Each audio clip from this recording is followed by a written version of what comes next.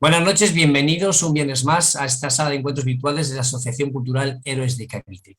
Hoy vamos a hablar de un tema que se sale algo de lo que es habitual en nuestra asociación. Vamos a hablar de toros, tal y como han titulado nuestros invitados de esta noche, que ahora os presentaremos. Los toros, el espectáculo más culto y refinado del mundo. Luego se enterarán todos ustedes de por qué este título y por qué lo podemos asegurar que es verdadero. Antes de presentar a nuestros invitados, voy a dar paso, como es habitual, a nuestro presidente Ángel Benzal, para que nos hable brevemente de nuestra asociación y también les salude. Ángel, buenas noches, cuando quieras. Muchísimas gracias, Alberto, y también, por supuesto, a Agapito Maestre, a Inés Montano, por aceptar la invitación de la Asociación Cultural de Cavite y a todos vosotros por acompañarnos, en este caso, un viernes más, ¿no? Nos acompañáis desde toda América, desde Estados Unidos hasta Tierra de Fuego, hay compañeros de Argentina ahora mismo, Chile, y bueno, la Asociación Cultural de Cavite es una asociación de divulgación histórica, es una asociación hispanista, estamos ayudando a formar asociaciones hispanistas en Sudamérica, tenemos proyectos para enseñar español a filipinos, y tenemos un gran proyecto que es Hispanidad Cartagena, que ya lo hemos celebrado 2 años, ¿no? Y al margen de eso, bueno, actividades también relacionadas con el idioma y conferencias en alrededor de 18 y 19 provincias en las que tenemos presencia en España. Pues, sin más, pues deseando escuchar a Pito y a Inés, porque, bueno, al fin y al cabo el mundo del toro es algo que también tiene muchos seguidores en Hispanoamérica y es un motivo más para que nos une a los hermanos del otro lado del charco. Pues te cedo la palabra, Alberto. Muchas gracias. Pues gracias, Ángel, y ahora sí voy a presentar muy brevemente a nuestros invitados porque yo creo que son de sobra conocidos. Inés Montano. Inés Montano es historiadora, doctora en filosofía, investigadora, cronista taurina, ha escrito varios libros y ya es una asidua de nuestro canal porque ha estado con nosotros invitada varias veces. Incluso participó, como bien has dicho, Ángel, en estas jornadas últimas de octubre de Hispanidad Cartagena, junto con Agapito Maestre. También de sobra conocido, escritor, filósofo, catedrático, locutor de radio, cronista taurino, ha escrito en El Mundo, en Libertad Digital, en varios periódicos más, 500 artículos sobre tauromaquia. Yo creo que estas dos personas que tenemos invitadas, a las cuales agradecemos que hayan asistido a nuestra charla, están más que, vamos, saben de sobra de lo que van a hablar. Están más que capacitadas para explicarnos un poco qué es esto de la tauromaquia, los toros y, como ellos mismos dicen, el espectáculo más culto y refinado del mundo. Inés, voy a darte primero a ti la palabra, si te parece bien, y luego a Agapito. Buenas noches, bienvenida, bienvenido, Agapito. La sala es vuestra y el micrófono también. Muy buenas noches. Sí, perfecto. Pues nada, ya que me corresponde el primer tercio, empezamos por el primer tercio. El porqué del título, pues para poner a Agapito, al maestro, al toro de suerte, pues hay que empezar explicando un poco el título, ¿no?, de la conferencia, la fiesta más refinada, más culta del mundo. Aunque a muchos podrá parecer una exageración, pero no es tanto si hablamos del ámbito del mundo, ¿no? Es decir, que la fiesta de los toros siempre se reduce a un ámbito nacional, pero es una fiesta absolutamente internacional. Además, nuestros amigos de los Estados Unidos, quienes nos acompañan esta tarde, noche, saben muy bien que hay varias plazas de toros, claro, portátiles, en Texas, Colorado o California, donde se celebran los festejos taurinos. La preferencia, evidentemente, no evidentemente, sino la preferencia es de rejones, y además tiene sus peculiaridades porque es más a la portuguesa, donde el toro no muere, pero también tienen presencia, ¿no? Lo que quiero decir es que los toros están presentes en varias culturas, y además ha habido no solamente toreros españoles, hispanoamericanos, estadounidenses, hasta ha habido toreros de procedencia china.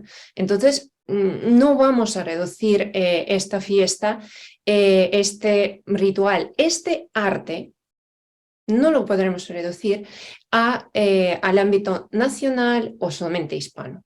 Es un arte absolutamente internacional, y quien no lo quiere saber, pues aquí estamos para explicar un poco y para dilatar estos angostos límites que muchas veces nos mismos nos imponemos.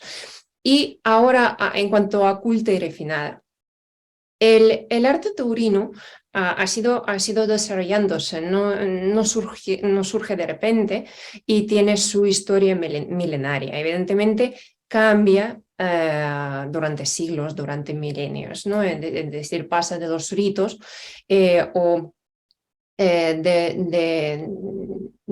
la estilización constante de este juego entre el hombre y el toro, pues nos lleva a lo que tenemos hoy, es la tauromaquia. La tauromaquia además actual, ya no podemos compararlo con la tauromaquia, por ejemplo, de los principios del siglo XX, es distinta.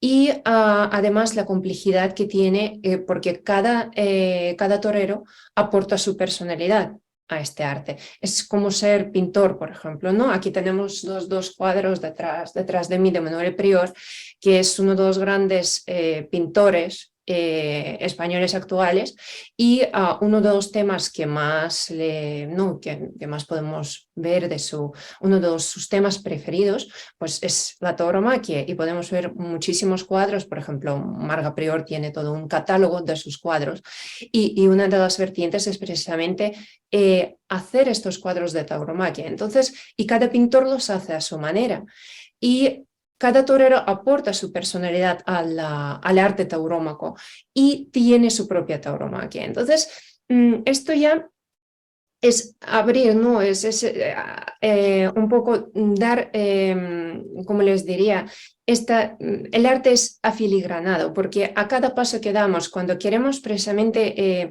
aprender qué son los toros, qué es la tauromaquia, pues lo que tenemos que tener en cuenta que es algo muy complicado y algo muy...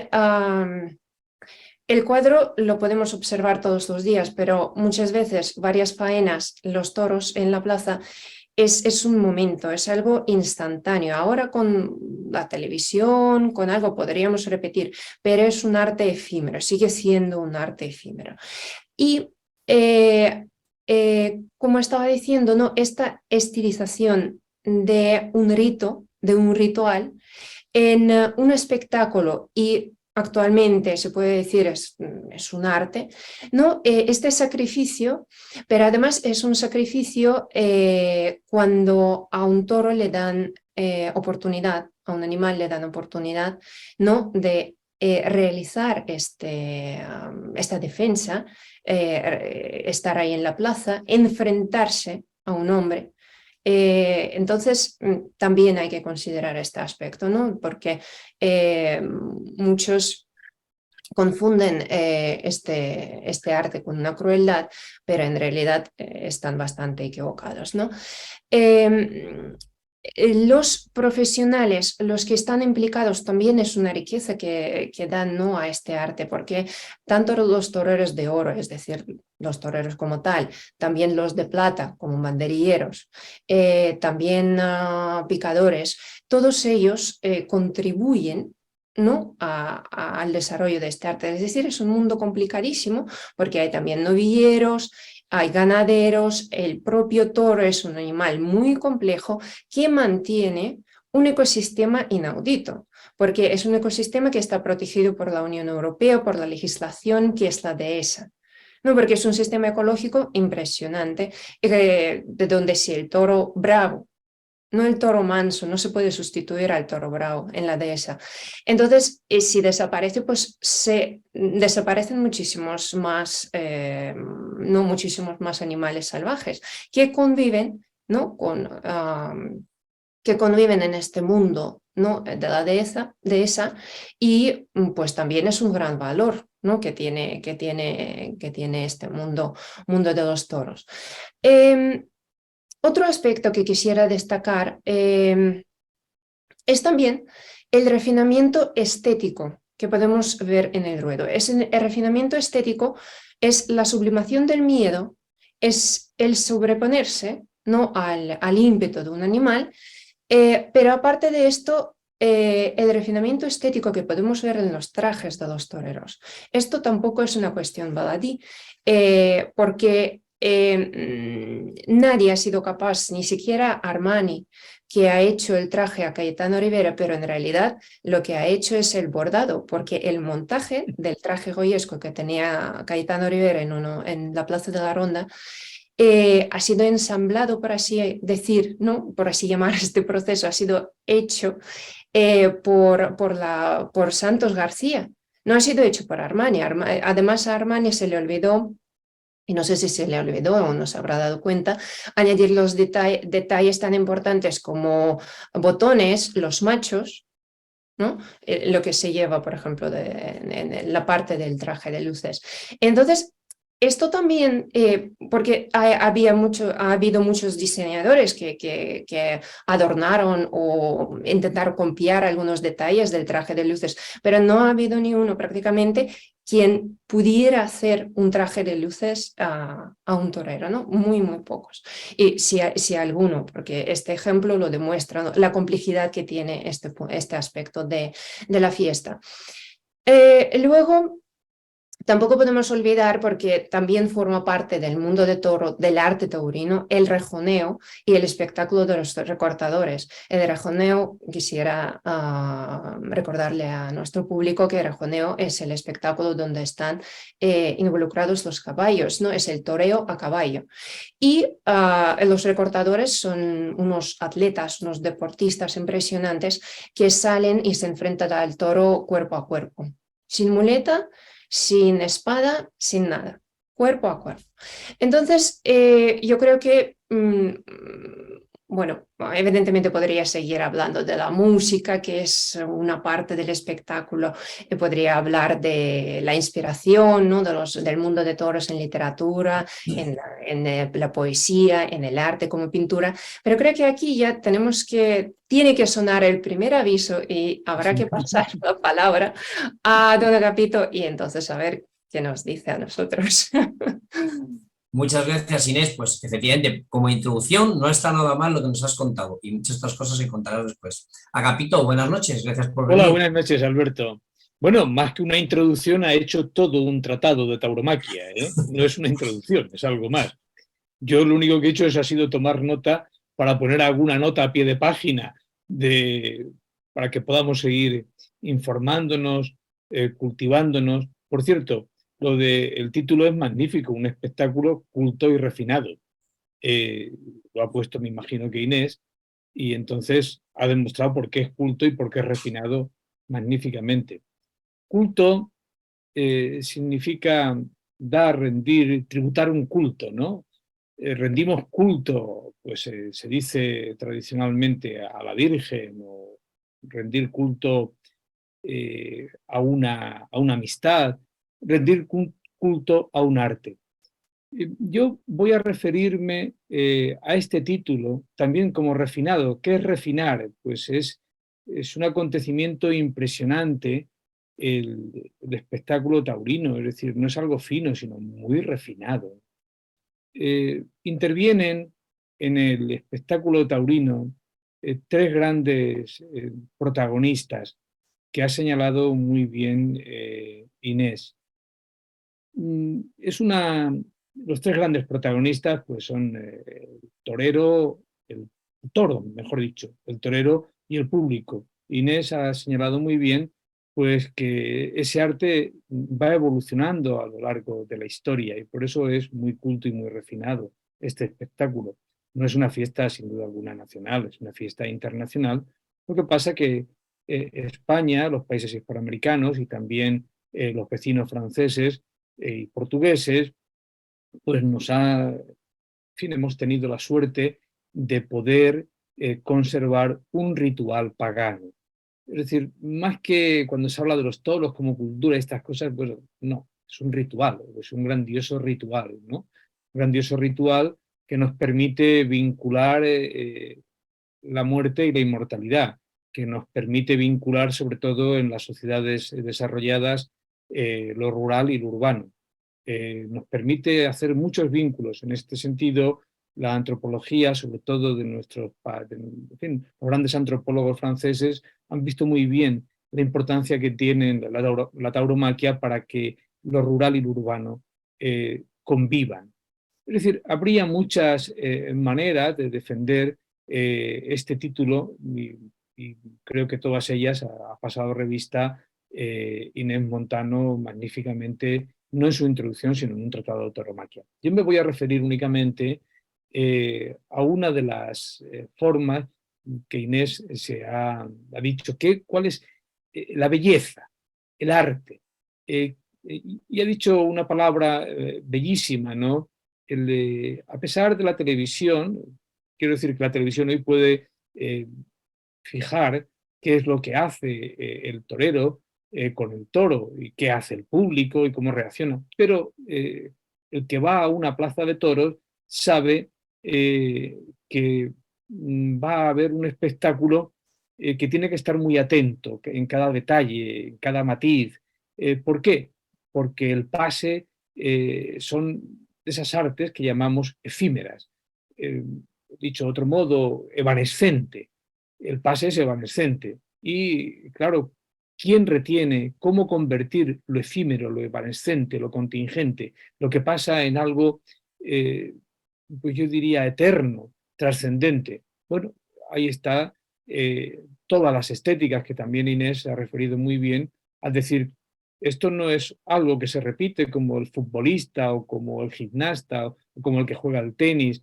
Aquí cada torero aporta, tiene su singularidad, tiene su matiz. Y también, naturalmente, aquellos que vamos a los toros, pues también tenemos nuestra especial visión del asunto. Es verdad que nos ayudan los poetas han conseguido eternizar eso que es efímero y evanescente. También lo han conseguido hacer, sobre todo los pintores, ahí lo vemos el ejemplo que detrás de Inés Montano hay un cuadro del gran prior y que está, en fin, rescatando algo, ¿no? Que es efímero, que es evanescente y él lo ha convertido en eterno, es la pintura. ¿Qué sería de la pintura sin ese tema taurino? ¿Qué sería también de la escultura? La escultura es fundamental para eternizar eso que ha dicho muy bien Inés, que pues, el arte taurino es un arte efímero, evanescente, es decir, un arte que provoca nostalgias. A veces los aficionados que son muy duros, sobre todo con los que empiezan, pues siempre hablan de corridas de hace 10 años, de hace 20 años.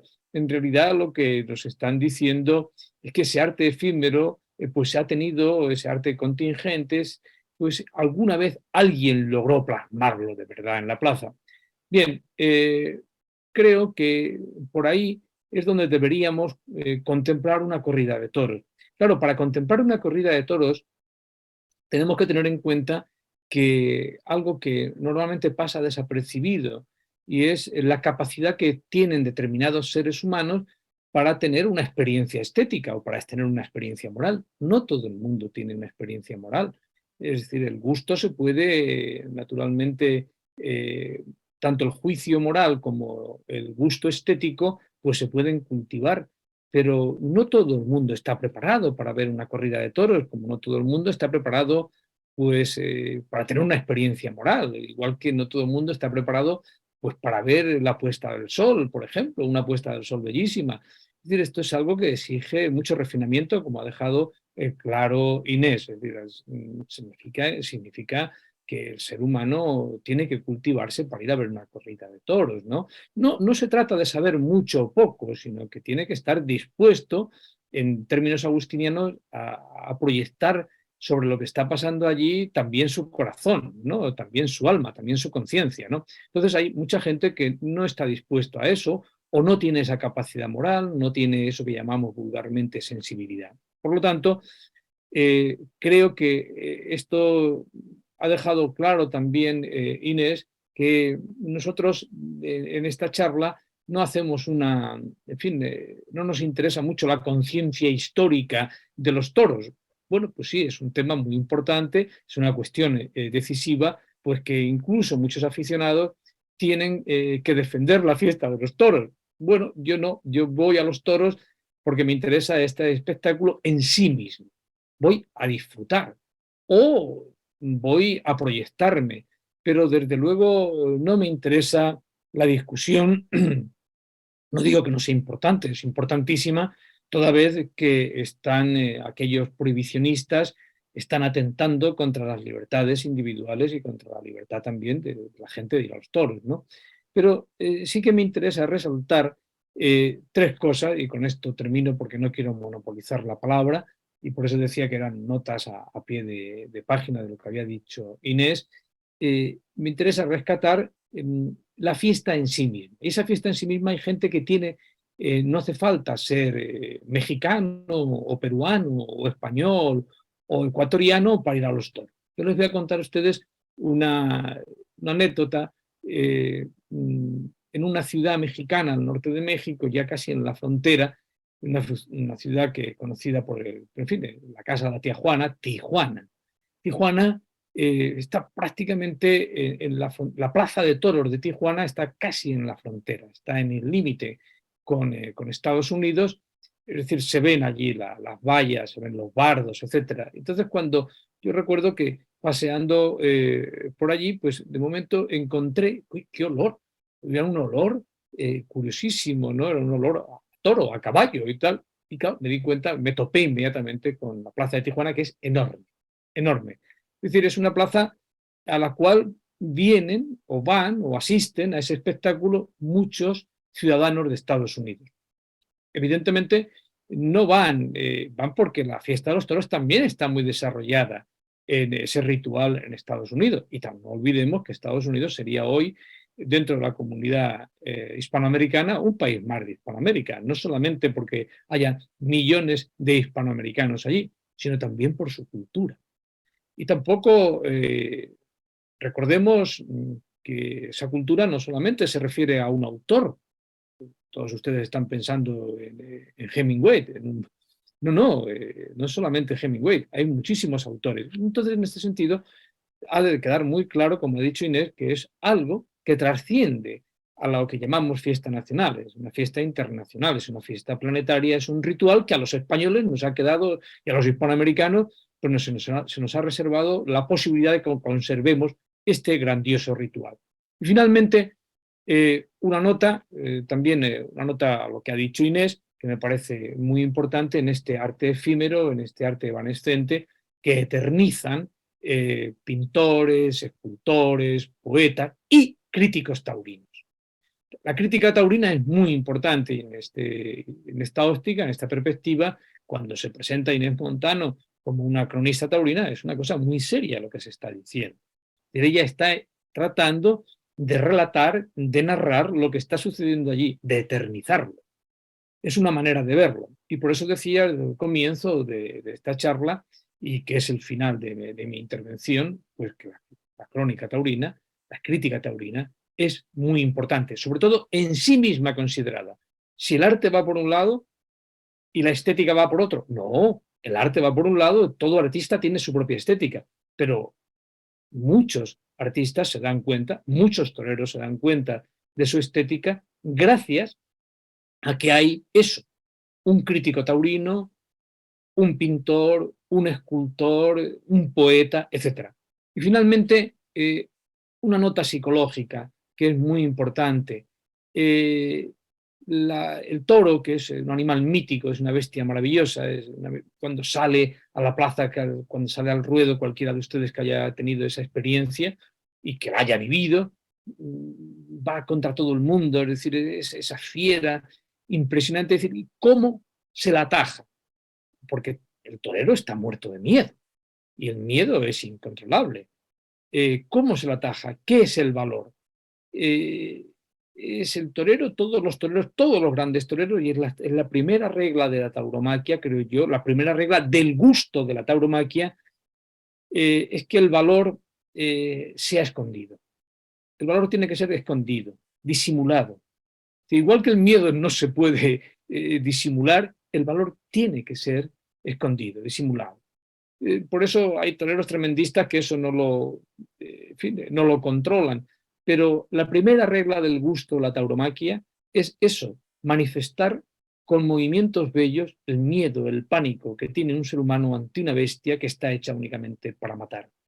Bueno, yo no quiero extenderme más porque eran unas anotaciones únicamente a la grandiosa introducción, bueno, no introducción, desarrollo del tema, vamos, los desarrollos que ha hecho Inés Montano, recordando, y con esto termino, pues eso, uno, es una fiesta culta y refinada, dos, es una fiesta internacional o planetaria si ustedes quieren, tres, es una fiesta milenaria, es un ritual milenario, es un arte efímero, evanescente, desde luego es impresionante. Sin los toros, si desaparecen los toros, desaparece la dehesa. Eso sería un ataque ecológico, en fin, no digamos ya un ataque también a lo que llamamos la investigación. Todavía el toro zootécnicamente es uno de los pocos animales que no está estudiado suficientemente. Y así suficiente, y por esto digo que, y con ello termino, que está muy bien elegido el título de la conferencia, el espectáculo, o sea, algo que vemos, que participamos, que actuamos, donde el público es clave, es el espectáculo más culto y refinado del mundo, sin duda alguna. Muchas gracias. Gracias a ti, Agapito. Dice precisamente, ahondando un poco en lo que habéis dicho los dos, buenas introducciones o buenas tesis doctorales, como decías, que nos ha presentado ya Inés. Dice el diccionario de la Real Academia de la Lengua que la tauromaquia es precisamente el arte de lidiar toros. O sea, que ya el propio diccionario dice que es un arte, ¿no? Que es lo que habéis estado un poco exponiendo. Continuando con lo que tú explicabas, Agapito, que has introducido un factor que quería preguntarte sobre él, pues te voy a hacer la pregunta ahora, voy a adelantártelo. Has hablado de la crítica taurina, de los críticos taurinos. ¿Un buen crítico taurino puede hacer bueno a un mal torero? Bueno, sin duda alguna, todo mediador entre la obra literaria o la obra artística, pues es en buena medida un educador. Y también, en este caso, el crítico taurino, el narrador, puede ayudar al artista a mejorarse, al lidiador. Ha habido un asunto clave que introduces tú, Alberto, cuando hablas de la lidia. Es imposible hablar bien en castellano desconociendo el lenguaje taurino. O dicho de otro modo, hablamos con el lenguaje taurino, que es un lenguaje muy específico, muy técnico, pero que ha pasado a la vida cotidiana y no se puede prescindir. De hecho, en otras lenguas también nos copian a nosotros. Sí que puede mejorar el torero, el lidiador puede mejorar, porque al fin y al cabo el lidiador tiene que trabajar técnicamente, es decir, los grandes profesionales de la tauromaquia, todos son grandes profesionales, desde que comienzan, se esfuerzan continuamente, permanentemente. Algunos, siempre que aparece en cualquier programa taurino, le preguntan a un torero, ¿y usted cuál es su modelo? Y siempre eligen fulanito, menganito. Yo no vi a este, pero sí lo veo en vídeos. Sí, sin duda alguna, el crítico taurino puede hacer mejor al artista, al lidiador. Otra cosa es que haya algunos que no leen críticas taurinas, allá ellos. Pero esto es igual que el crítico literario. Pues, hombre, la primera impresión que uno tiene de una obra literaria es que ha de leerla directamente. Pero el mediador, que se llama crítico, puede ayudar, naturalmente, no solamente a mejorar al artista, sino al lector, sin duda. Pues el crítico taurino es importante. Has introducido también otro elemento que tenía otra pregunta apuntada, vas por delante de mí, y se la voy a hacer a Inés. Precisamente quería reflejar esa importancia que tiene ese argot taurino, que más que argot es un diccionario en sí mismo. He estado, para la entrevista que os iba a hacer ahora, he estado mirando diccionarios taurinos, es que hay miles de palabras. Los que somos un poco profanos o inexpertos o directamente incultos en este tema, como yo me considero, vemos palabras, o sea, además, ya no solamente de los lances, o sea, las palabras técnicas, muleta, estocada, toro, o sea, cómo se llama al toro, que si es cariabacado, que si es afarolado, o el tipo de pase, o sea, es increíble. Inés, ¿se puede ir a ver una corrida de toros si no se conoce nada de este lenguaje o si no se sabe apreciar la belleza de todo esto? Es imprescindible, es como decir, si yo, se puede cerrar museos si seguimos este criterio. Es decir, si yo no conozco las técnicas pictóricas no puedo ir a ver cuadros. Entonces, es precisamente pasa lo mismo. Evidentemente, a la plaza hay que ir a ver a los toros leyendo a Cossío, sin leer Cossío, ¿no? Este libro majestuoso sobre la tauromaquia, conociendo los términos o no conociendo términos.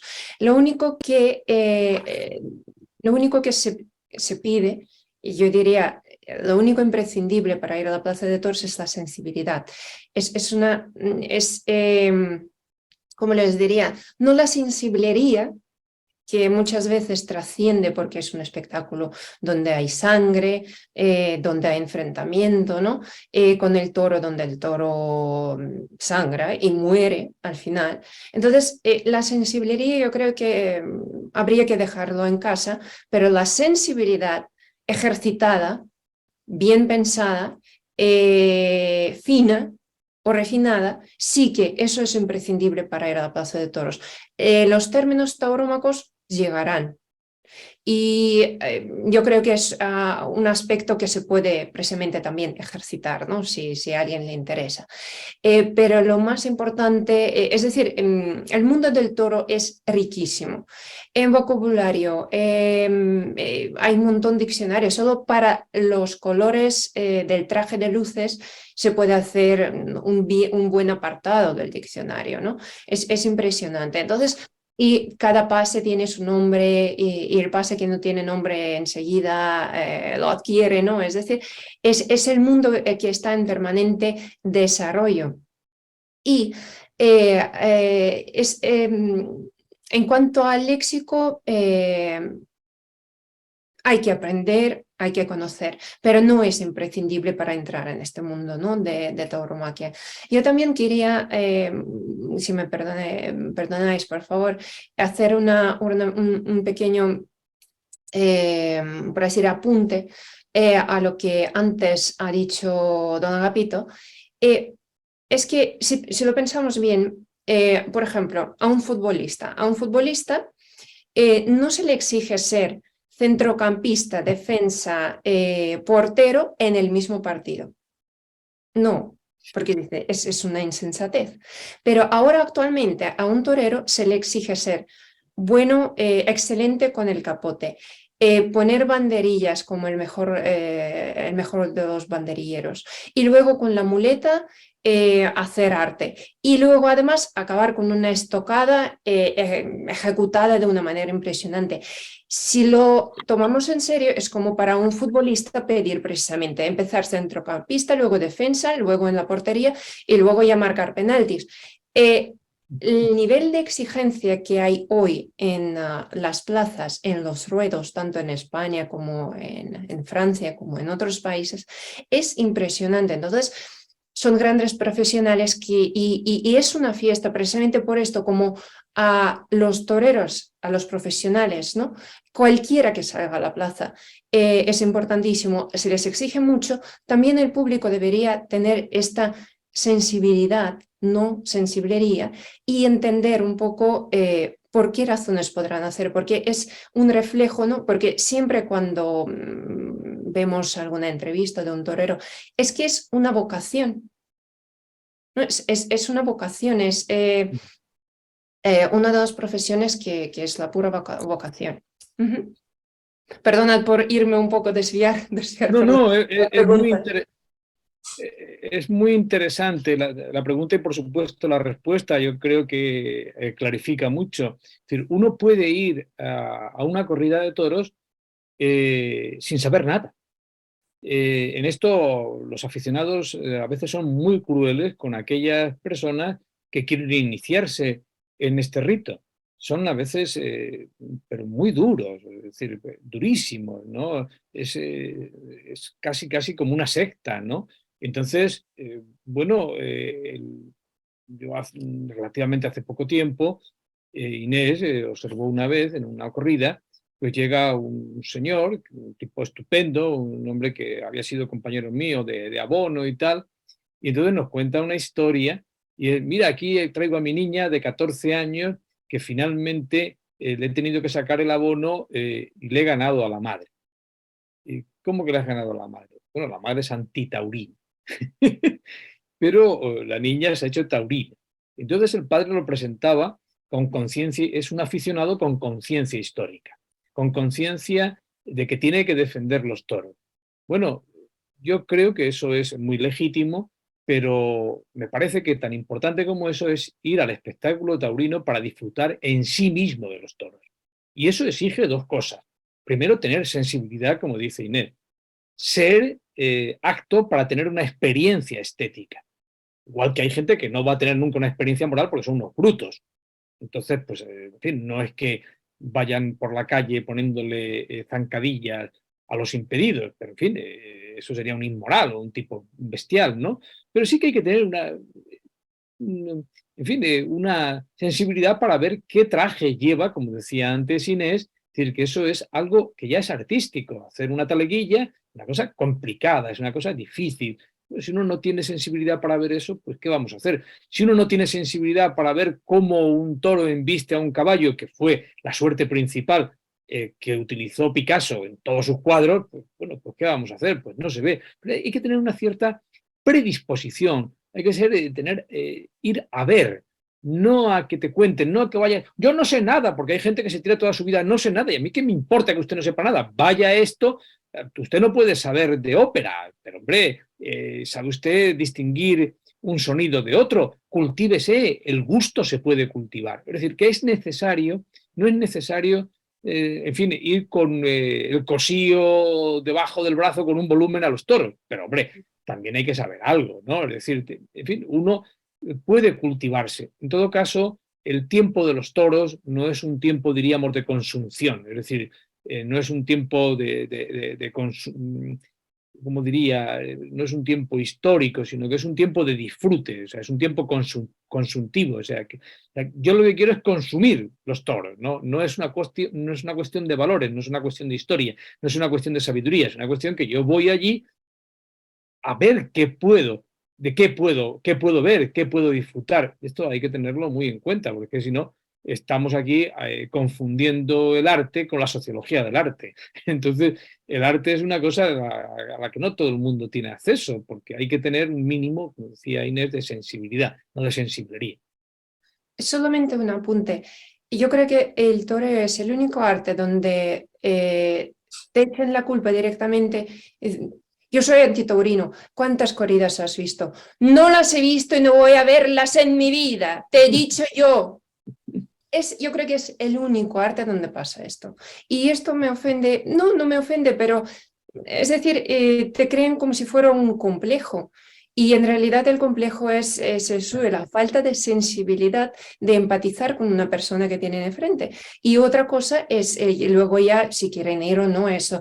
Me refiero, yo no he visto el boxeo, ni me gusta, ni me apetece, pero yo no voy echando la culpa a la gente que le gusta el boxeo, que lo cierren, que lo prohíban, que tal y no sé qué. No. Y hay varias otras cosas que no me gusta. Ahora no me gusta el Cholo Simeone, pero no vamos a prohibir Atlético de Madrid, por ejemplo, ¿no? Entonces, es la actitud que los antitaurinos, por así llamarles, o simplemente a la gente que no les gusta los toros, pero que no vayan, pero que tengan esta prepotencia moral, yo no sé de dónde sale, pero esta prepotencia en decir que pueden prohibir o pueden no prohibir, yo creo que, vamos a ver, si los toros no gustaran, nadie vendría a llenar las plazas en varios sitios. Hay en sitios donde se va más, va menos, se ve por la tele o lo que sea, pero no vamos a crear alrededor de una cultura, de un arte, este tipo de complejos, este tipo de actitudes que son absolutamente... yo creo que inaceptables un poco, ¿no? Desde el punto de vista un poco, no sé, de razonar, ¿no? Desde el punto de vista. En el fondo es dar forma humana a algo que es una materia natural, ¿no? Entonces, si alguien va a los toros y no se da cuenta en fin, que es sublime la grandeza de este espectáculo, pues no se da cuenta de eso, pues yo qué sé, la solemnidad que tiene el propio ritual, que es solemne, es una cosa... A veces en aquellas plazas donde toca la música, que toca prácticamente en todas las plazas del mundo, menos en la de Las Ventas, que solamente se toca entre toro y toro. La ligereza de la música que acompaña siempre, la belleza de esa música que acompaña siempre a una buena faena, o como decía antes Inés, el destello inesperado de que tienen los trajes de luces, ¿no? Es algo, en definitiva, si alguien no se da cuenta del poder, como yo decía antes, de que tiene una fiera que ataca a todo, en todas las direcciones, ¿no? Algo que también olvidamos, una coreografía de todo el espectáculo, que está regulada, perfectamente regulada, racionalmente regulada ya desde el siglo XVIII, por supuesto quizá antes, ¿no? Si no vemos cómo un capote gira, o la diferencia entre un capote y una muleta, pues en fin, o como decía antes, eso que enseñó Picasso, lo impresionante choque o tropiezo de un toro con un caballo, ¿no? Es decir, cuando la suerte de picar, en fin, las banderillas, todo eso, o sea, si no nos damos cuenta que estamos ante un duelo entre la vida y la muerte, es decir, que un hombre está expresando con movimientos bellos, ni más ni menos, la gindama que tiene dentro, como diría un gitano. Pues si no, si alguien no tiene sensibilidad para ver todo eso, pues coño, que se quede en su casa, ¿no? No, no es que no van. Entonces, ¿de qué quiere usted que hablemos? Si usted no ha ido nunca a una corrida de toros, ¿de qué quiere que hablemos? Exacto, porque en el fondo es esto, es la vocación, es un drama humano, porque cada uno se está jugándose ahí la vida, empezando por el banderillero, picador o cualquier persona que está ahí. Y frivolizar esto, yo creo que esto sí que es grave, porque la gente que dice, no, esto se prohíbe, no sé qué, es la vocación de una persona. Entonces, si al médico se le prohíbe ser médico, pues yo creo que es prácticamente un crimen contra esta persona, es un ataque, ¿no? Y entonces, cuando se están hablando con frivolidad de la vocación de estos grandes profesionales, empezando por los ganaderos, acabando con los monosabios de cada plaza, yo creo que esto sí que es frivolizar, pero además frivolizar con las vocaciones y vidas humanas de grandes profesionales que dedican su vida a esto. Muy bien, gracias a los dos. Os voy a hacer una pregunta, no sé a quién queráis, o igual podéis comentar a los dos. ¿Es la tauromaquia la más bella expresión de la muerte? A ver, esto sí que es complicado. A ver, sois filósofos los dos, podréis salir de la Claro, pero eso es una frase, Alberto, tú sabes que eso es una frase, ¿no? Es decir, la muerte es una cosa y la vida es otra, pero no se puede concebir el mundo sin la muerte y sin la vida, y van interrelacionadas. Yo creo que al ser un ritual, sin duda alguna, pues tiene un componente dramático que un hombre se está jugando la vida ante un animal que es uno de los animales más bellos que existe sobre la Tierra, ¿no? Por su velocidad, además es un animal que está hecho para matar, es decir, que es un toro bravo, ¿no? Entonces, pero yo no creo que la tauromaquia, hombre, desde el punto y hora que es un ritual, pues claro, pero no que sea la manifestación o la expresión de la muerte, no es ese el problema, no es que sea expresión o manifestación, sino es una manera de jugar con la muerte, es una manera, como yo decía, como hemos dicho aquí varias veces ya, de vincular, de relacionar vida y muerte, o sea, de recordarnos de que somos mortales. Y eso es la importancia de este ritual absolutamente pagano, ¿no? Es decir, no es un ritual de una religión que podríamos llamar, entre comillas, religión pagana, ¿de acuerdo? Y creo que más que hacer frases en el sentido de decir la tauromaquia es la última manifestación o es la manifestación o es la expresión de la muerte, bueno, ¿y qué es la muerte? Como diría Epicuro, ¿me entiendes? Es decir, ¿qué es la muerte? ¿No? O sea, podemos reflexionar sobre la muerte y decir, pero desde la vida, ¿no? Entonces, yo creo que en ese intercambio, en esa relación, en ese vínculo, ¿no? Es donde se juega pues el arte. Yo creo que esta frase se la escuché a Sánchez Dragó, que me perdone Sánchez Dragó si estoy equivocado, pero yo creo que se la escuché en un programa. Bueno, continuando un poco, quedan todavía 15 o 20 minutillos de charla. Ya hay dos manos de nuestros asistentes, del público, que quieren preguntar aquí en directo. Voy a hacerles yo la última pregunta, o un par de ellas a lo mejor. Hemos hablado de muchos conceptos, de muchas partes de esta fiesta, de este arte, de lidiar los toros, y que no quería dejar de mencionar a uno. ¿Se puede torear con un toro que no es bueno? Es decir, ¿qué importancia tienen las ganaderías? Que no hemos hablado todavía de la importancia de la ganadería, de esa gente, miles de personas que trabajan y viven para este arte, ¿no? No es lo mismo, supongo, Agapito, Inés, pues torear a un Victorino o un Domecq o un Miura. ¿Qué importancia tiene la ganadería en este arte? ¿Cómo lo veis?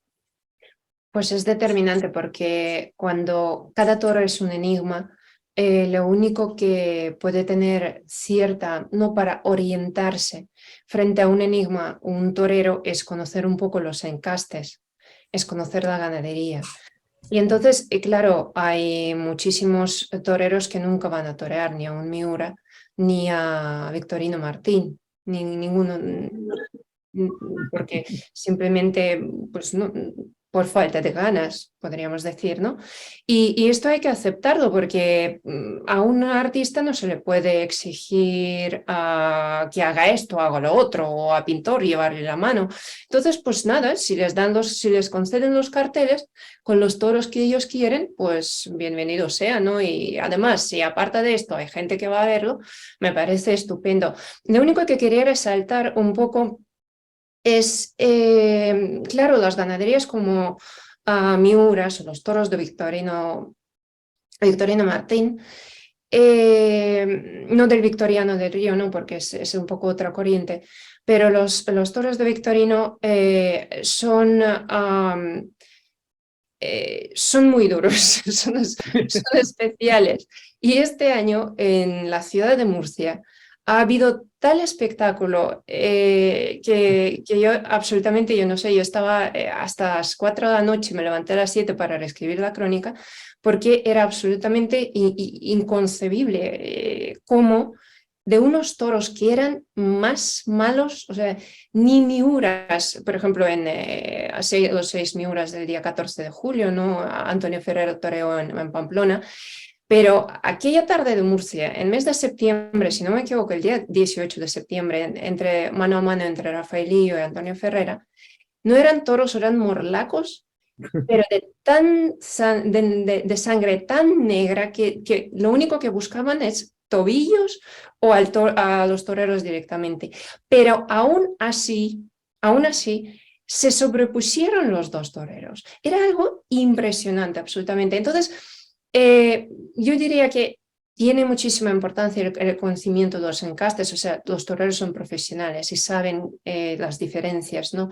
Y muchos de ellos reconocen sus propios límites, es decir, no quiere decir que uno dice yo no toreo a este encaste simplemente porque tengo mucho miedo o lo que sea, no, pero reconocen sus propios límites, es decir, saben que no podrán expresarlo de una forma estéticamente bella, estar frente a un animal que es algo que es imposible de abarcar, ¿no? Que es imposible a veces lidiar precisamente, ¿no? El lidiar es decir, como un poco organizar estos movimientos, ahormar su cabeza, ¿no? Para sacar para sacar algunos pases estéticamente bellos.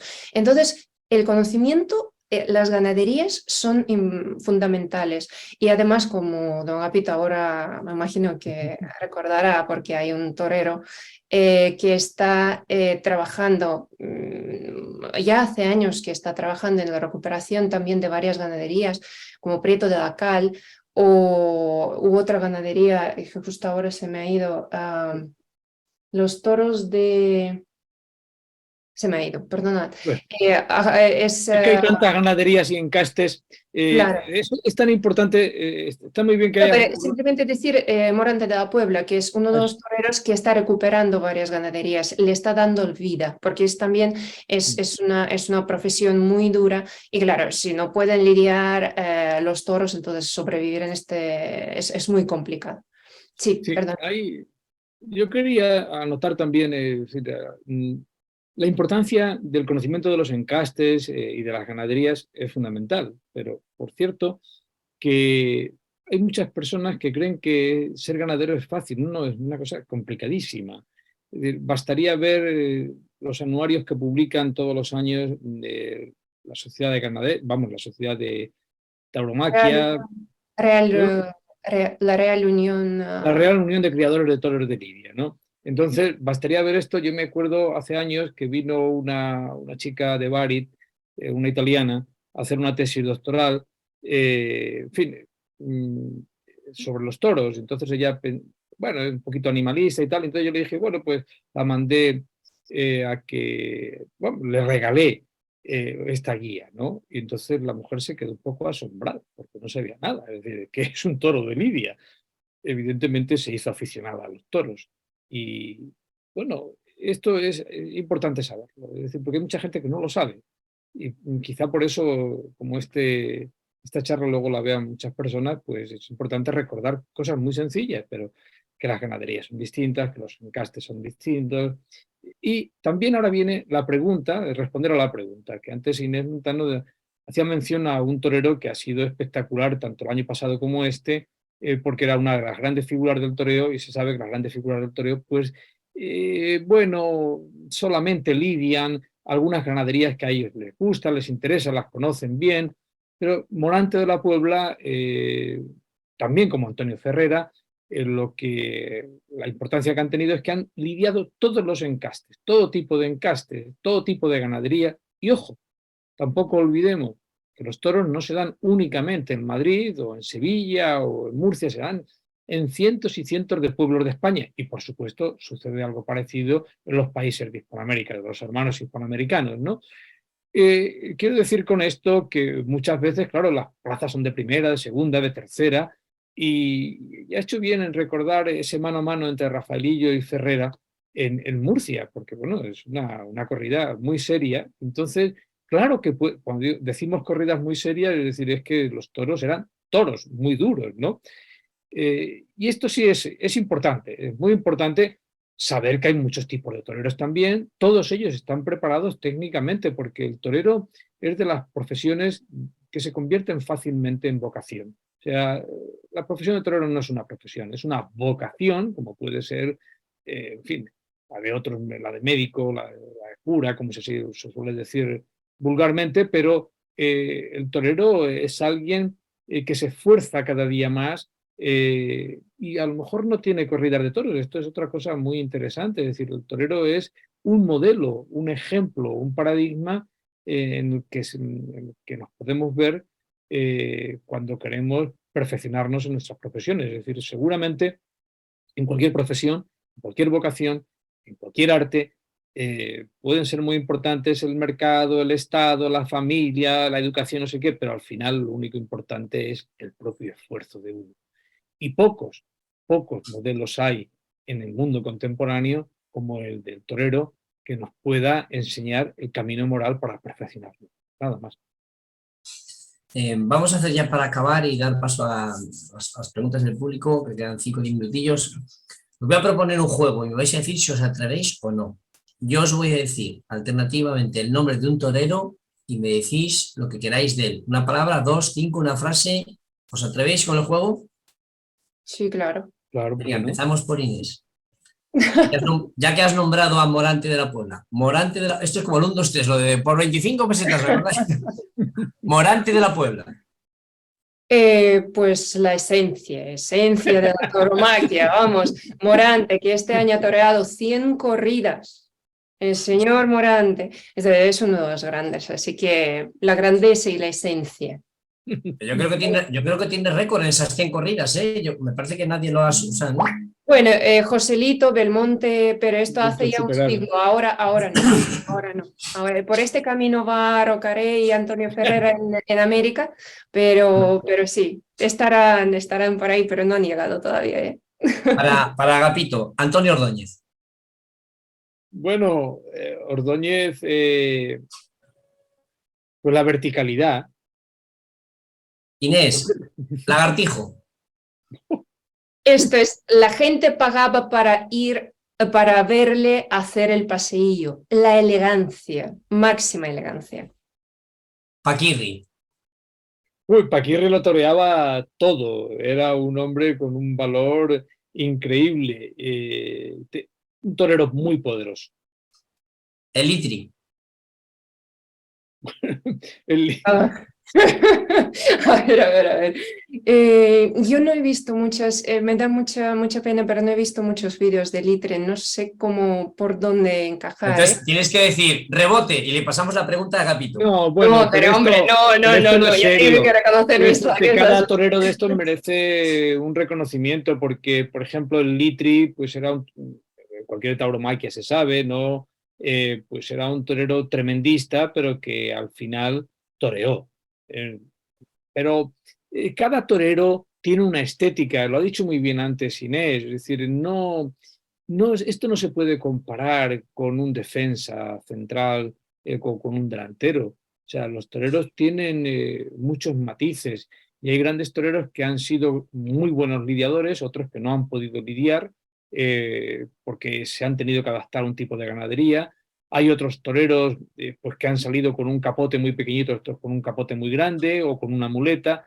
Es un arte que no, en fin, que es hablar de cada uno de ellos. De hecho, yo creo que no hay torero que no tenga una tauromaquia, alguien que haya escrito sobre él. Me parece que no se puede banalizar el arte de un torero como si fuera un deportista. El toreo no tiene que ver nada con el deporte. El toreo es un arte, mientras que el tiempo del deporte es un tiempo, ya digo, como diría, un tiempo que se repite, un tiempo histórico, pero no es un tiempo de disfrute, de arte, ¿no? No,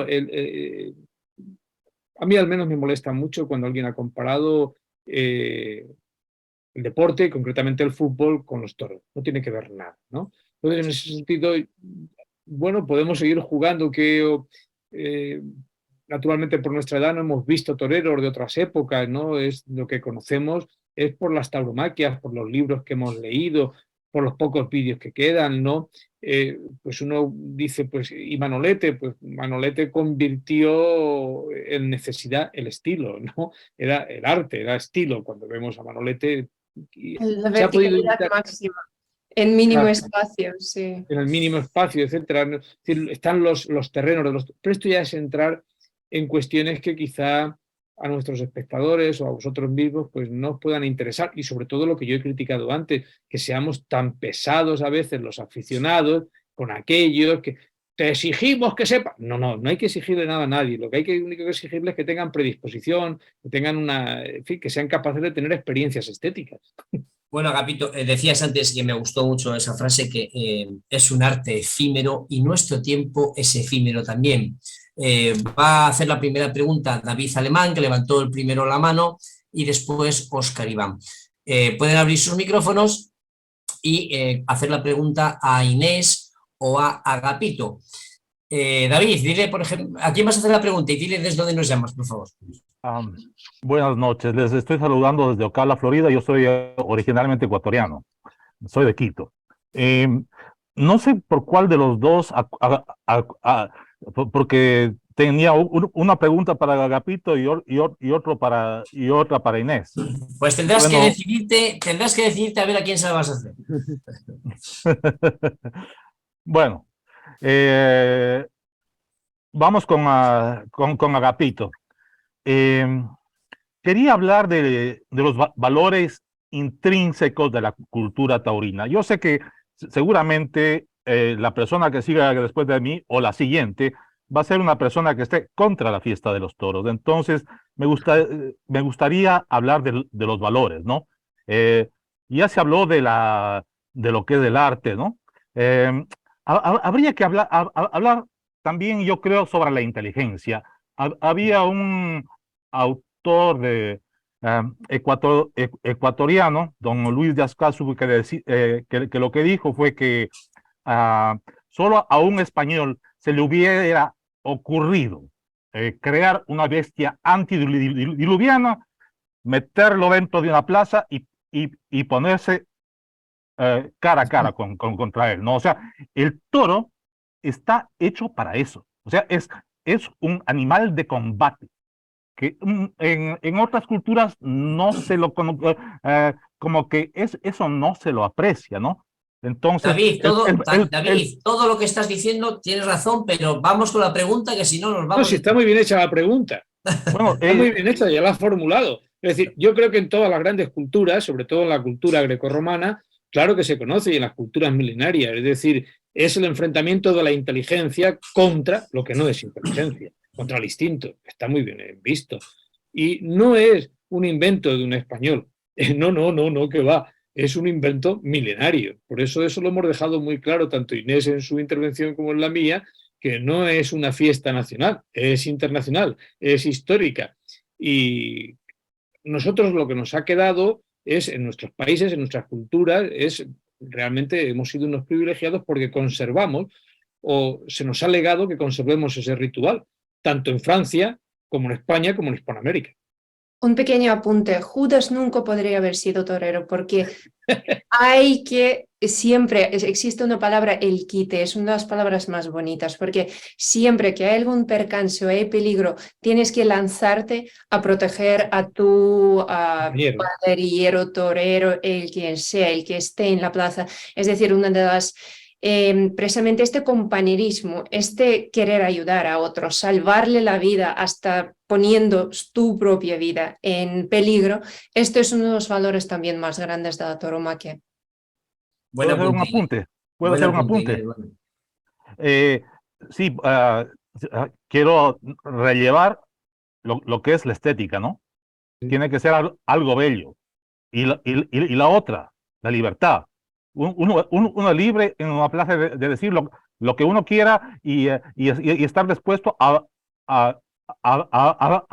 ver la corrida de toros, a disfrutar de ella. Y ya hablamos de la inteligencia y si hablamos del torero, pues tiene que tener ángel, ¿no? Pues Tiene muchas gracias, David, por salir tu el apunte y frasco tu de la intervención. decencia. Eso, gracias. Gracias a ti, David. Óscar Iván, desde Colombia, adelante con tu pregunta. Rápido y breve y conciso. Voy a hacer un par de preguntas y una aclaración. No, Óscar, puedes hacer una pregunta. ¿Se puede usar ese disimulo del miedo que usa el torero en otros aspectos de la vida? Sin duda, yo creo que sí también. No, yo creo que todos los días. Todos los días y a todas horas. Yo es que no me acuerdo, es que no tuve que disimular algún tipo de... Yo creo que es precisamente son valores eternos prácticamente, son valores cotidianos. Lo que pasa es que en el redondel, en un coso, ahí es donde más se lucen, por así decir, están frente al público, pero todos los valores, es decir, compañerismo, ayudar al otro, proteger al otro, aunque sabes que puede costarte la vida, todo esto es la vida cotidiana. La vida cotidiana a veces también sabemos que no puede ser un poco más vil o lo que sea, pero sí que son parte de nuestra vida cotidiana, todo lo que podemos ver en el ruedo y es muy fácil de utilizarlo, de utilizarlo en la vida cotidiana porque es la amistad, es no compañerismo, es valor. Y sobre todo, no tanto valor, sino saber sobreponerse a este miedo. Gracias, Vale, Inés. gracias. Gracias, Óscar. Bueno, pues continuamos con nuestros invitados, Agapito e Inés Montano, y hay otra pregunta de David Alemán que le vamos a permitir que haga otra pregunta. Adelante, David. Muchas gracias. Era sobre el descubrimiento, ¿no? Los toros hay que descubrirlos. A mí me pasó en el siguiente orden. Primero, de la mano de mis padres, ¿no? El ir a una plaza de toros teniendo 4 o 5 años de edad. Bueno, la segunda fue en el campo, teniendo a eso de los 8 años de edad, ya pude ver torear un becerro, ver una vaquilla, en fin. Y la tercera, a través de la literatura, de leer las crónicas taurinas, de ver la televisión. Para mí me da mucho respeto, sobre todo de la gente que no ha nacido en países taurinos, el hacerse aficionado de los toros, básicamente a base de lo que es las letras, ¿no? Las artes estéticas, viendo una película, en fin. Me trae mucho respeto. Entonces, quería preguntarle eso a Inés. Este proceso de descubrimiento, ¿Cómo si se lo puede acelerar? ¿Cómo lo ve él? Sí, sí, pues es que este proceso es peculiar para cada uno, es propio, ¿no? Todo depende del tiempo que dispone uno, de la, no sé, de la ficción que tenga. Y pues si hablo de mi caso, pues yo he ido siempre mucho a los toros, pero últimamente se ha convertido en una necesidad absolutamente vital para mí, es escribir sobre los toros por varias razones. Entonces, pero claro, antes de lanzarme a hacer mis crónicas, pues es un proceso es como estudiar una carrera más. Es como estudiar una carrera, entonces tuve que pasar horas y horas en la biblioteca, estudiando, viendo los vídeos, intentando aprender lo máximo posible, pero claro, y luego llega un momento, vas a la plaza y dices, madre mía, ¿cómo escribirlo, cómo describirlo, cómo es? Es un proceso complicado y sobre todo es un proceso cada uno individual, ¿no? Pero por otro lado es también la necesidad vital, porque para mí no solamente esta cuestión estética, sino, no sé, yo, por ejemplo, ahora que no hay toros y es muy complicado ver a veces los toros de la temporada americana. Para mí es complicado porque ya tengo necesidad cada semana escribir 2, 3, 4 o 7, porque en la temporada no es lo que hay. Prácticamente todos los días hay festejos y hay crónicas. Con lo cual, y cada uno, yo lo que quiero decir aquí es que cada uno, si a uno le gustan, pues que siga yendo, viéndolos en la plaza. Pero no es necesario... como hemos señalado antes, tanto Jopito como yo. Es decir, cada uno va poco a poco aprendiendo, descubriendo. A veces hay tardes, es que de toros es muy complicada porque muchas veces vas a la plaza y es un desastre. Nunca se sabe lo que va a pasar. Entonces es un espectáculo que es una incógnita para todo el mundo, para los propios toreros, pero también para el público, ¿no? Entonces simplemente subrayar la singularidad, ¿no?, de cada uno, cómo puede aprender, cómo puede llegar a ver este espectáculo. Pero sí que lo que tiene es una gran fuerza este espectáculo para atraer al público y transformarlo muchas veces. Pues gracias, Inés, por la respuesta y a David por su nueva pregunta. Y ahora voy a dar la palabra a Maru Hunt, que yo, aunque sale ese nombre, yo creo que ya es asidua también nuestra, y es María Eugenia, si mal no recuerdo. Adelante. Sí, sí, gracias. Soy María Eugenia, vivo en Luisiana, en Estados Unidos, y soy mexicana. Y mi pregunta va en este sentido. Ya tiene muchos años que cerraron una de las plazas de toros más importantes de la Ciudad de México, y el año pasado cerraron la monumental Plaza de Toros México, ¿no? Al parecer ya no la van a volver a abrir. Y más allá del tema legal, político, etcétera, mi pregunta es, la mayoría de nosotros, no sé si en todos los casos, pero la mayoría nos acercamos gracias a que fuimos con alguien, ¿no?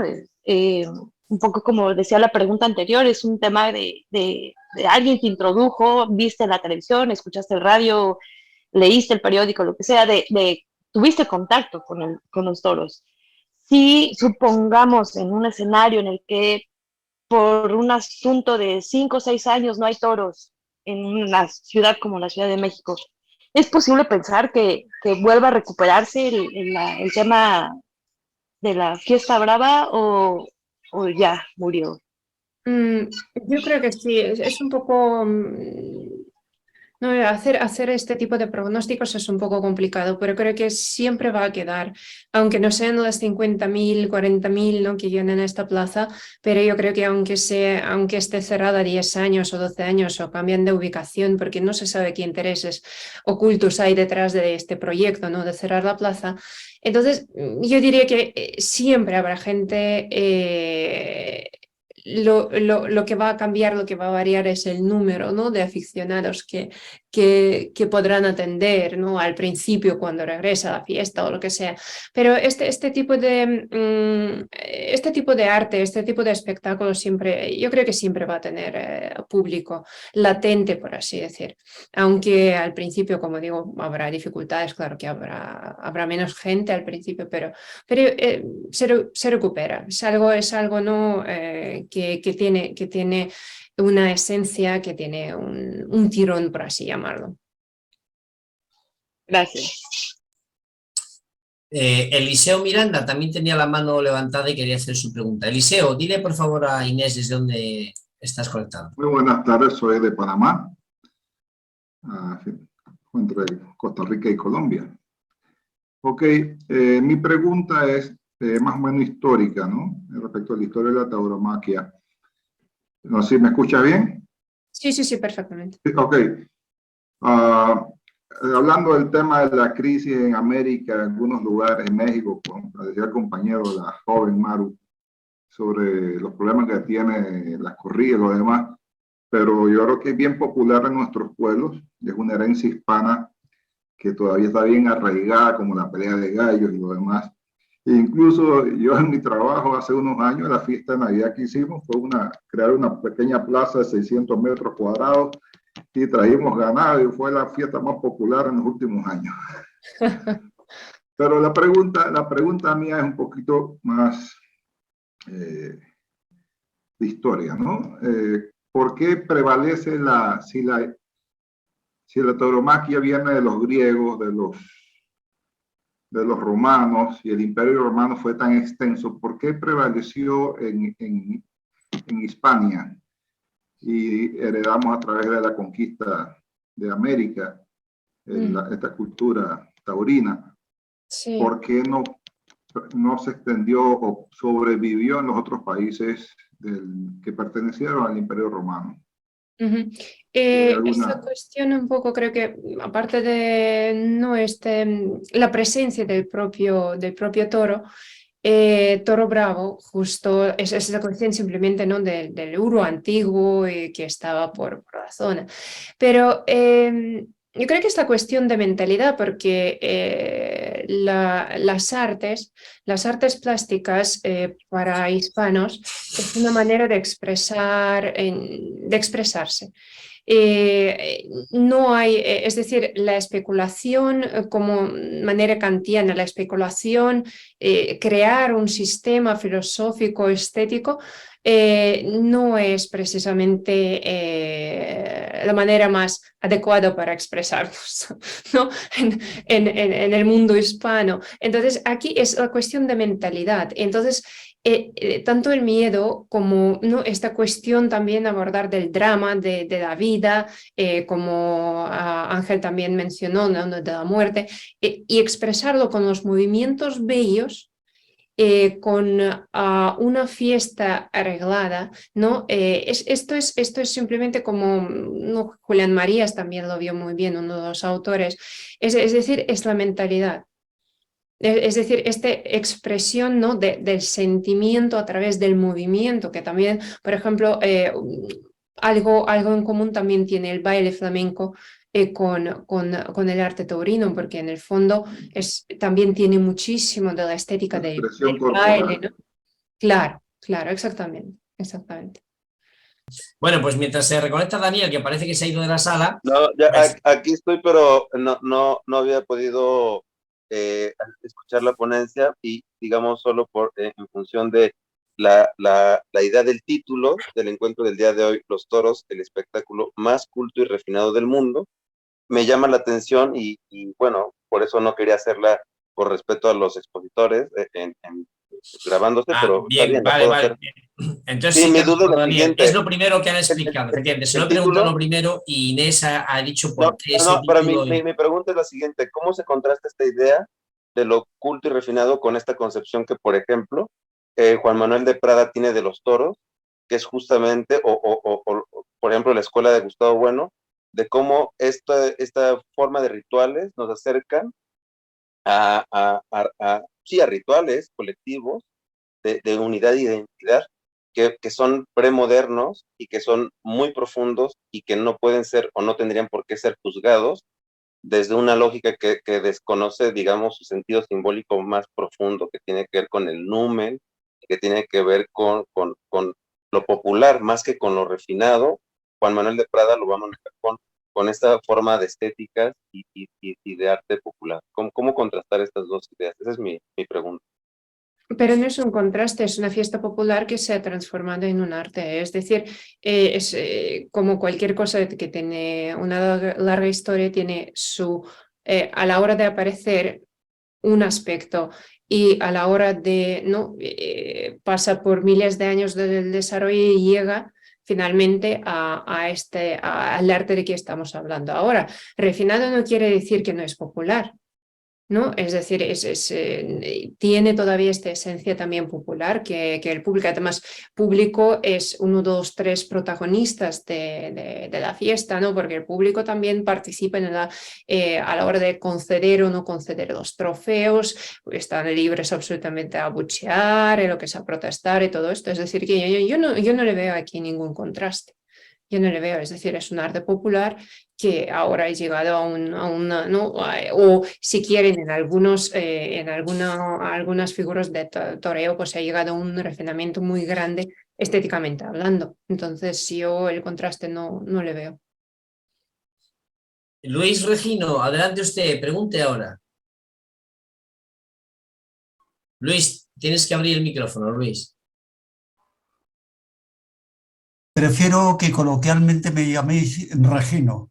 Regino. El nombre Regis, que significa rey, que viene del latín. Bueno, quisiera preguntarte, Inés Montano, que realmente en la afición a la tauromaquia ha ido disminuyendo también por la poca calidad o ausencia de auténticos críticos taurinos, como Antonio Díaz Cañabat, por ejemplo, ¿no? Claro. Para recordar.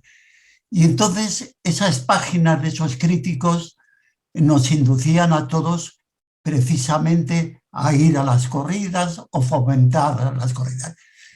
Y a los no iniciados, lo lógico es ir a la corrida y ponerse al lado de uno que sabe. Y ese que sabe le va diciendo al que lo ignora cuáles son las distintas fases de la corrida de un determinado toro, ¿no? Claro, claro, así es. Por esto antes hemos mencionado, no tanto Agapito como yo, la importancia de la literatura, precisamente de la crítica taurina. Y lo que pasa es que ahora también es un mundo, el mundo está transformándose, también la crítica taurina está transformándose y muchísimas veces pasa de la página, no de la página del periódico, pasa a lo audiovisual. Entonces también está presente ahí la crítica, es decir, la transformación, ¿no? de los formatos que hay de la crítica taurina.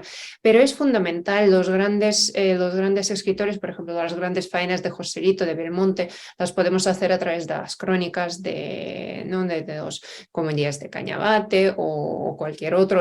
Hasta podemos informarnos sobre las faenas del siglo XIX a través de las crónicas. Entonces es uno de los aspectos muy importantes, ¿no? Uno de los aspectos fundamentales, es decir, dejar constancia de este arte efímero y dejar la constancia, ¿no? Precisamente palpable, porque al leerlo lo podemos otra vez como revivir. Entonces, muchísimas gracias por la pregunta.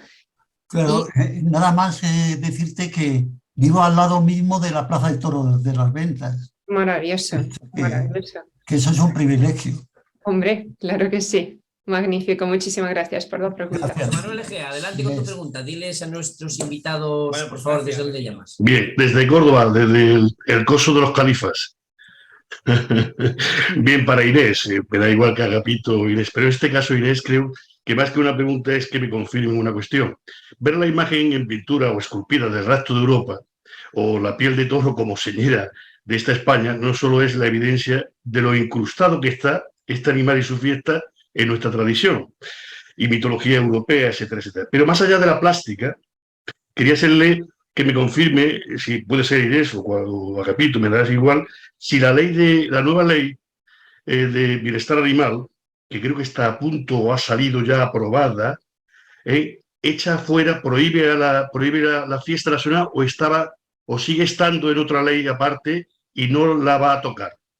Y como colofón a esto, le confirme si sabe Inés o Agapito si en el Coso de Córdoba, en la actualidad, aún es la única plaza que los alguacilillos, que son alquilados, son los señores que a caballo y tal, fin, con todo el ritual y todo lo que es los antiguos alguaciles, sabe y conoce, yo creo que a mí me consta, pero quiero que me lo confirme usted, si siguen siendo la policía municipal de la ciudad. En el caso de Córdoba, yo le puedo indicar que sí, y creo que es la única en España, me supongo que en Hispanoamérica también, pero en Córdoba, los que van a caballo como alguaciles aún se mantienen, espero que no me oigan mucho, y que son policías locales. O sea, sus ancestros, los alguaciles, es la policía municipal.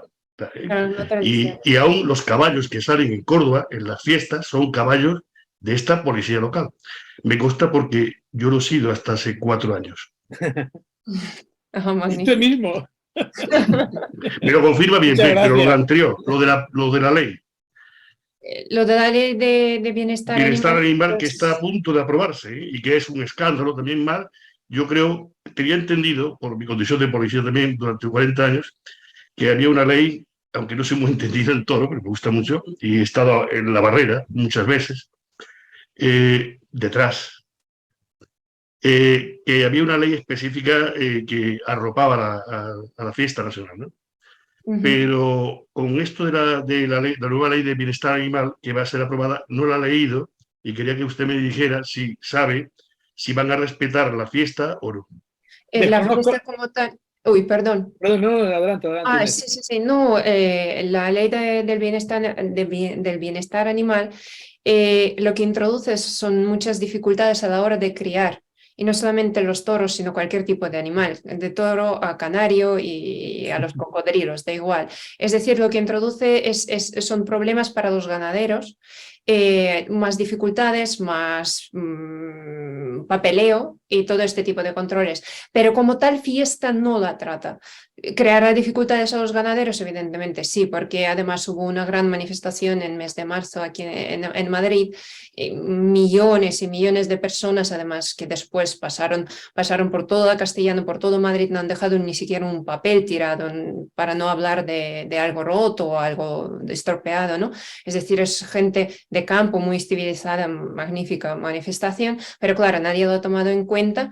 Cazadores también participaron, los taurinos, pero esta ley como tal la fiesta no la ataca ni la trata prácticamente, ¿no? Pero sí que hay este aspecto de introducir más dificultades a la hora de manejar los animales y todo esto. ¿Y conoce otra plaza que sea también, o son ya alquilados los alguaciles? Pues no sabemos, pero... Estos son reglamentos. Cada plaza tiene los reglamentos y es una cuestión... Gracias. Bueno, pues yo para despedirme y agradecerles a ustedes sus preguntas tan inteligentes, esta última pregunta sobre el proyecto de ley animal, bueno, pues yo creo que la de bienestar animal, yo la he contestado muy bien Inés, pero yo sí quisiera hacer una consideración general. Hay una película que ha hecho Gonzalo García Pelayo, en el último año ha hecho 11 películas, 10+1 la llama él, y la primera era Dejen de prohibir, que no tengo tiempo para desobedecer todo. Hace años, décadas, que no se sometía a España, a los españoles, a la sociedad civil, a una represión tan grande como la actual. No hay día que el gobierno no se levante para prohibir algo. Prohibir. No me extrañaría que cualquier día se levantase y que suspendiesen la fiesta de los toros. En ese contexto, en esa circunstancia, en fin, en esa tragedia, en ese drama que está viviendo España, hay que incluir este proyecto de ley de bienestar animal, que como ha dicho Inés, seguramente no se refieren al toro de Lidia, pero sí se refieren a todo a dificultar, a prohibir y a prohibir, a ponerle a la sociedad civil, a los individuos, o sea, a coartarnos nuestras libertades y sobre todo a introducirse en nuestro ámbito privado.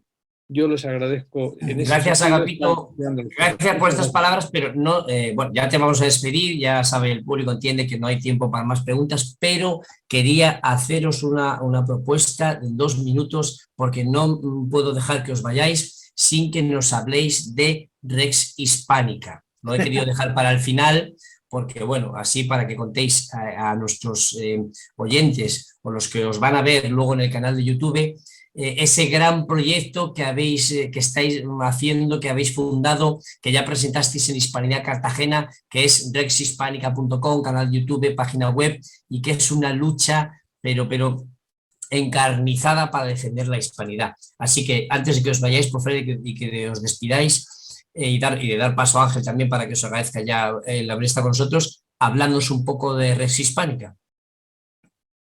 Adelante, Inés. No, y ahora cedo la palabra, he hablado mucho, así que por favor, señor fundador, por favor, proceda usted a aclarar este asunto. Rex Hispánica es una cosa muy sencilla, es en realidad un proyecto surgido en la sociedad civil. Y quiero dejar muy claro que ya no es un proyecto, ya es un hecho. Es decir, cualquiera de vosotros que entre en Rex Hispánica pues va a estar bastantes horas pues viendo vídeos, escuchando reflexiones. Rex Hispánica es una cosa muy sencilla, se trata de elevar la conversación, el nivel de conversación sobre la cultura hispánica en general, sobre la cultura material, la cultura inmaterial, la cultura en lengua española y también en otras lenguas de España, como es el catalán o como es el portugués o el gallego. Es elevar el nivel de conversación, elevar un poco el nivel de conversación sobre la cultura en lengua española, tanto aquí como en Hispanoamérica, como en Estados Unidos. Es eso nada más. Sí que, insisto, no es solamente una conquista, sino que ya es un supuesto. Rex Hispánica es un supuesto para todos vosotros los que queráis participar y nos mandáis un vídeo opinando sobre un libro de literatura, sobre un libro de poesía, sobre una película de cine. Y no hay más detrás de esto que elevar el nivel de conversación, insisto, de diálogo sobre nuestra cultura en lengua española y en otras lenguas de España también. Inés, si quieres añadir algo. Sí, claro. Yo quisiera añadir pues una cuestión más técnica, porque es un proyecto que no ha cumplido todavía ni 2 meses. No es un proyecto, es un canal que ya existe, ¿no? Está a punto de cumplir 2 meses, pero abierto al público. Por favor, cuidado, tenemos muchísimas pestañas abiertas, tenemos 155 vídeos ya. Entre ellos, pues entre estos vídeos está una película, varias conferencias, entonces y también son pestañas que se tratan, ¿no? Las letras hispánicas, la serie dedicada a la hispanidad de los Estados Unidos también es otra serie aparte, la poesía hispánica. El cine. El cine hispánico, donde está la película de Don Agapito Maestre como el protagonista, el pensamiento insurrecto, la 9ª película de Gonzalo García Pelayo, merece muchísima atención y tiene también comentarios para esta película, pero por favor no os desesperéis, abrid las pestañas, navegad ahí porque simplemente es bastante interesante. Cada uno, hay algunos vídeos de 2 minutos, hay otros vídeos de conferencias de 2 horas y media. Cada uno puede encontrar cosas para vuestro gusto, vuestro tiempo, ¿no? que tenéis disponibles. Entonces, claro, todos bienvenidos. Si quieren hacer un comentario o recitar un poema o hablar de los Estados Unidos, hispanidad de los Estados Unidos, están invitados. Lo único, el teléfono en horizontal y diciendo vuestro nombre y para Rex Hispánica. Decid vuestro nombre para Rex Hispánica. Y por supuesto, una última cosa, agradeceros a Héroes de Cavite, a esta asociación tan maravillosa, todo lo que nos estáis enseñando. Por ejemplo, nosotros pues intentamos pasar todo aquello que vosotros nos digáis en Rex Hispánica. Bueno, pues dicho queda, y muchísimas gracias por venir. Ahora Ángel también querrá despedirse. Mucha suerte con Rex Hispánica, tenéis el éxito garantizado porque detrás pues estáis vosotros y más gente que sois verdaderos monstruos de la comunicación. Ángel, nos despedimos de Agapito y de Inés, les damos las gracias por haber venido, ¿verdad? Por supuesto, muchísimas gracias, Agapito, Inés, Inés ya ha hecho una conferencia más con nosotros, por estar aquí, por haber venido también a Cartagena, Hispanidad Cartagena, y seguro que vamos a seguir colaborando en más proyectos. Muchas gracias también, Agapito, porque no hiciste publicidad en la radio del evento Hispanidad Cartagena, de la asociación, y al fin y al cabo estamos también para colaborar, ¿no? Muchísimas gracias a los dos y seguimos en el ruedo. Muchas gracias, ahí está. Vamos ustedes, maestro. Gracias. Ahora nosotros haremos un Dios. cambio de tercio, despedimos Gracias. a nuestros invitados Dios. y saben todos que nos quedamos unos minutos por si quieren dialogar y charlar un rato. Agapito, Inés, un beso y un abrazo muy fuerte. Adiós, muchas gracias. Cuidado. Adiós. Adiós.